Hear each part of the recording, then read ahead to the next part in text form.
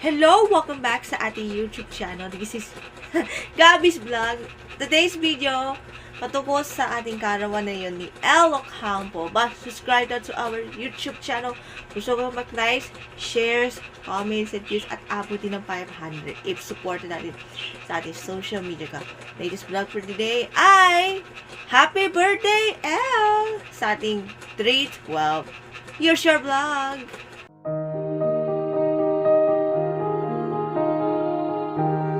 Okay, babalikan natin yung vlog noong 2021. Parangonin natin. Happy birthday! And congrats to our first single, El Ocampo! Una mo na natin yung single. Kasi, kanina 12 midnight, El's first single, Religioso, now streaming under open register on Spotify, Apple Music, Deezer, and YouTube. Kung saan, audio na upload the video on YouTube channel.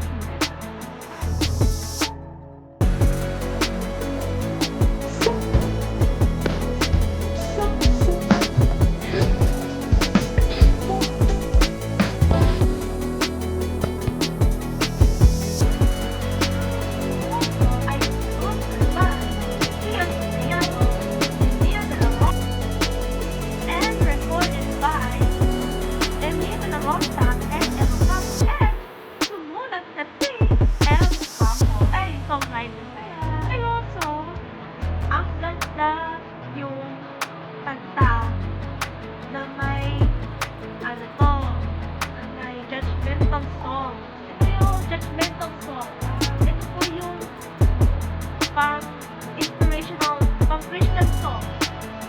At syempre, natututunan ng mga religious people, Catholic people, sana they all religyoso. Ito yung pangalan ng church. Hindi ako Christian na, ako'y Catholic. Kaya, I think yung birthday ko is maganda yung expression at maganda yung kanta. Parang ang protestant song, like protest song. Pero, huwag mo naman kanta, protest. Pero, sana huwag na yung controversial. Parang Lady Gaga yung Judas. Sana yun, parang hindi parang talaga Judas by Lady Gaga. Alam mo natin kung controversial. So, yun na yan. Now, oras na pa sa birthday natin. Happy birthday, El Ocampo.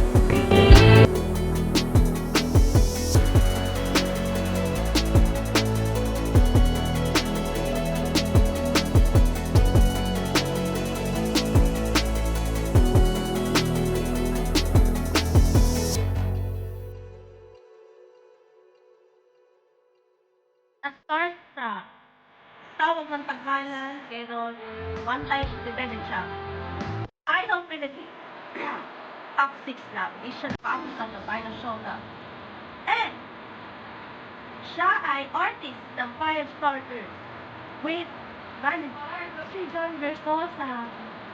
At syempre, nag-enjoy ang aking birthday celebration until 12 midnight on February 20. Happy birthday! And this is a first single of the Religioso Now Street on the OC Rex.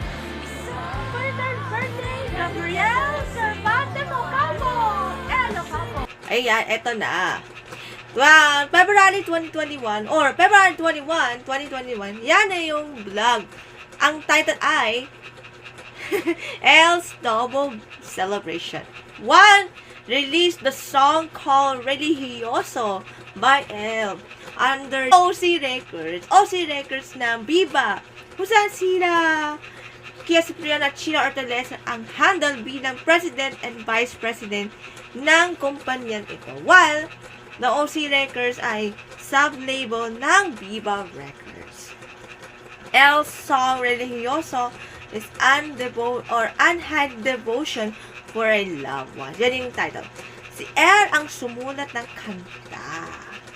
And of course, the Idol Philippines Top 6 unveiled the song of the indie slow rock tracks ay natagumpay ba yan? Parang natagumpay pa rin. Kahit now, 4 years ago na. Yay! February 21, 2021.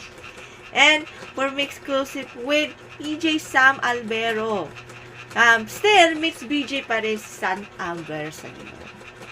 That song is perfect for Holy Week this year, 2025. Supportan natin yan. And, else, celebrating 27th birthday today. Yan, born Gabriel Cervantes Ocampo, now El Ocampo is renamed on February 21, 1998. Yan. Ang magulang na sila Van at Telma Ocampo with her sister na si Michelle Colleen Ocampo, celebrating kanilang 27th birthday. Happy birthday, Elle! And of course, a former Idol Philippines top 6 greets her sa karawan ni Elle. And happy birthday, Elle! More blessings to God. And also, na naging bodybuilder sa 2022 bilang top 10. Congratulations! Happy birthday, Elle! And we miss you, we love you. Sana mabalik ka na sa showbiz industry mo. Para career na. Yan. Happy birthday, Ready Hioso. Salamat po. We hope to see you next vlog on Sunday. See you next vlog. Bye. God bless.